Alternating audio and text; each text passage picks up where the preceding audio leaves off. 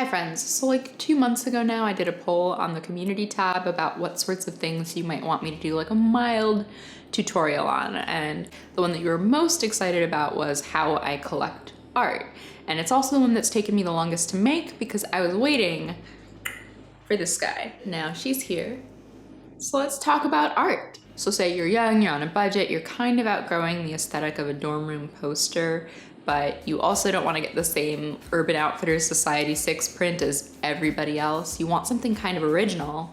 Where do you start? I'm going to tell you 4 ways that you can start an art collection and tell you where I got all of my art. The first and possibly the cheapest way is to make your own art, whether that's like painting something or drawing something or taking your own photos. I've had this wall of printed out Instagrams for years now in various forms. A bigger version of it used to be my backdrop on YouTube. I think it cost me like $12 for 24 prints, and it's a great way for me to enjoy my photos out of the context of an algorithmic hellscape. But Taylor, you may ask, what if I am terrible at art? Well, I have for you a hookup because this video is sponsored by Skillshare. Skillshare is an online learning community with thousands upon thousands of classes about all things creative, business, self-improvement, and tech. They have classes on how to take photos, make crafts, draw, paint. Why don't you just try taking one of the classes, making the art project, and see if you like it enough to hang it on your wall. I personally am gonna take this class on framing because framing is one of the most expensive parts of having nice artwork, and I'd love to be able to DIY. Also, if you want to get Skillshare for free, you can be one of the first 500 people to sign up with my link in the description. You'll get 2 free months of Skillshare Premium, so you get access to all of their classes, and it's just $10 a month after that. So all that being said, you might not want to make your own art. That's fine. You can try having an artsy friend, like my friend Bailey, who made this little card that says, "Don't stay in bed," as a gift. Although if you do ask your friends to make you something specific and they're not just, giving it to you because you're feeling depressed, please pay them because their work is a valuable skill. The second way that I find art is through like local shops. So when I lived in Seattle, there was this little restaurant near me that sold juice and salads and stuff. And every time I went in, they had this really beautiful gallery wall of prints that I loved so much. And one day I walked up to it and there was an artist name and there were prices because they were all for sale. It was a lot more than I could afford at the time, but I wrote the name down in my notes app, and 2 years later, I saved up enough and I bought one. The other one was given to me as a birthday present because I told a bunch of people that I really liked her work. The artist's name is Jennifer Ament, by the way. I hope I'm pronouncing that correctly. And when I bought them, her prints were ranging from the $150 to $300 range, which I know is a lot, but I also see things at a similar or even more affordable price point in places like coffee shops or record stores or bookstores. If where you live has an art fair or an outdoor market in the summer, that's a good place to look. Or better yet, if you live near an art school and they ever have a gallery night or some kind of art sale, that's a really, really good place to find affordable pieces that nobody else you know is gonna have. The third place I look for art is our dear friend, the internet. I think most younger artists are sharing their work on Instagram these days, so if you check out the art and illustration tags or follow accounts that just post from a lot of different artists, like Women Who Draw is one that you can check out if you're looking for work by female illustrators. There's also the Diaspora Collective. Julesy put me onto that one. They specifically post work from Black artists. Then if you see something that you like in your feed, you can go to the tagged artist's website and see if they're selling prints. Instagram is how I found the artist Rayo Honey, who made my beautiful Black Girls Are Magic banner right here.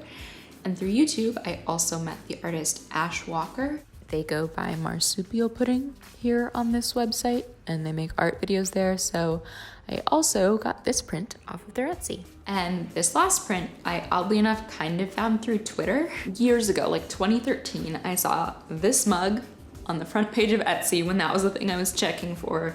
And I thought it was cute, so I bought it. And then a year later, I wanted to buy another one, and I went back to their page and it was gone. I found no traces of this artist on the internet at all. But then fast forward to last year, I tweeted something, I don't even remember what, and one of my internet friends retweeted it, and one of her friends liked the tweet, and in my notifications I was like, that name looks familiar. It was the artist who made my corgi mug. See, the internet is still good for some things.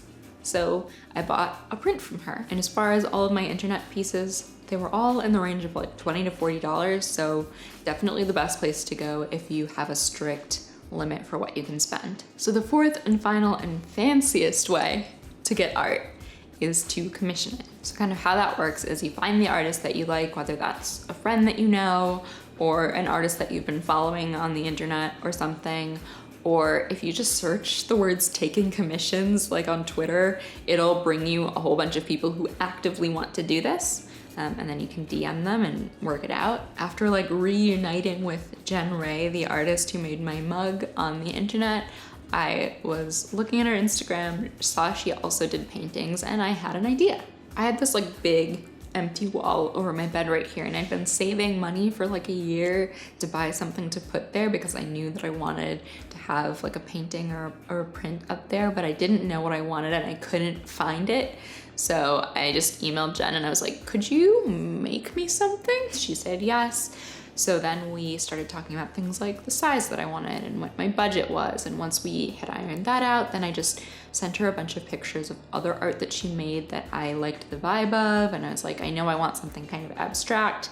These are the colors I like. These are the colors I don't like. Kind of have at it. But you could absolutely be more specific if you want to. I paid her in 2 installments, which was $250 when I first commissioned the piece, and then another $250 when it was done, which took about 2 months.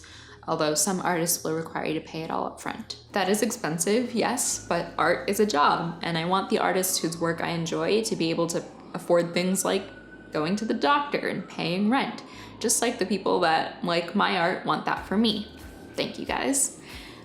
So I thought it was important to save up for and do. Then when it was done, she sent me pictures. I said, yep, that looks awesome, and she mailed it my way. Then once you get your piece of art comes the really expensive part, framing. To get your art custom framed can cost as much, if not more, than the piece of art you just bought, which I'm sure is worth it to like preserve the quality and safety of your piece or whatever. But to be totally transparent with you, this is where I cheap out to cut down on costs. I look for a couple of things when I first buy art to make this easier for me. So one, I try to pick things that are like in a standard size, like an 8x10, 5x7, 11x14, 20x30 is a standard poster size. Those are the sizes that you're gonna be able to just go to the store and pick out a frame ready-made. The weirder size your art is, the more likely it is to require custom framing. Then the second thing that I look for is art that has a lot of negative space, especially around the border, because all of the space at the edge means that I can usually get away with not having a mat. Like, because this piece uses all of the space on the paper, this mat, this border around it helps it stand out better in the frame.